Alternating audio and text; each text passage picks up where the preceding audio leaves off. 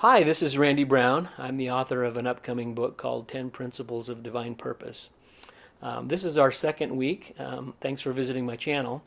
The second principle of divine purpose is that you have agency. You have the power to choose.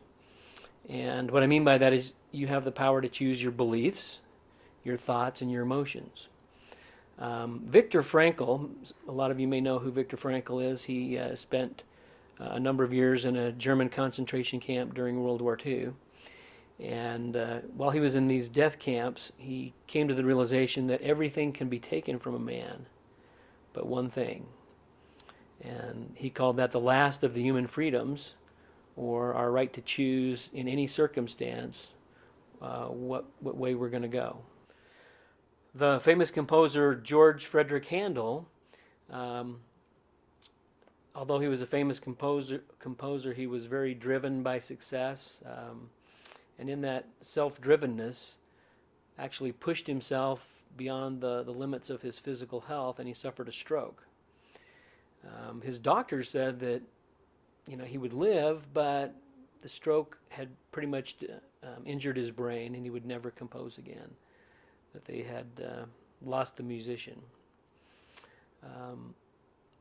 So for the next 4 months, George Frederick Handel laid pretty much as if he was in a coma. He was motionless. He was unable to move, unable to speak, until 4 months later he miraculously recovered. Upon his miraculous recovery, he returned to his driven nature, his drivenness to succeed, only to experience failure again and again. This had finally brought him to the point where he asked God why. Finally, he was asking the right questions. At this point, something happened. He came into contact with his divine purpose. He went for a walk one day, and while he was out, a manuscript was delivered to his home, delivered by a man named Charles Jennes. And as he opened the package and read the first words of this manuscript, he says that the words just leapt from the page. The first words were "Comfort ye," and he says that inspiration just began to flow. For the next 3 weeks, he hardly slept or ate. He was consumed in what we could call a divine obsession. And he said that during this time that God had actually visited him. He was so changed and so transformed by this experience that he gave the proceeds from his performances of the Messiah to orphans, prisoners, and to the sick.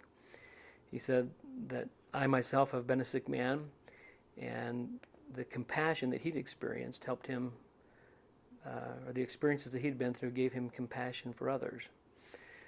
He says that God had actually freed him from his drivenness, and he found, in essence, his divine purpose. So this has been principle number 2. Thank you for visiting the YouTube channel. If you haven't seen principle number 1, be sure to click over here and go back and watch last week's principle, You Have a Divine Purpose. And to subscribe to our channel, be sure and click over here. Thank you. This is Randy Brown, author of the 10 Principles of Divine Purpose.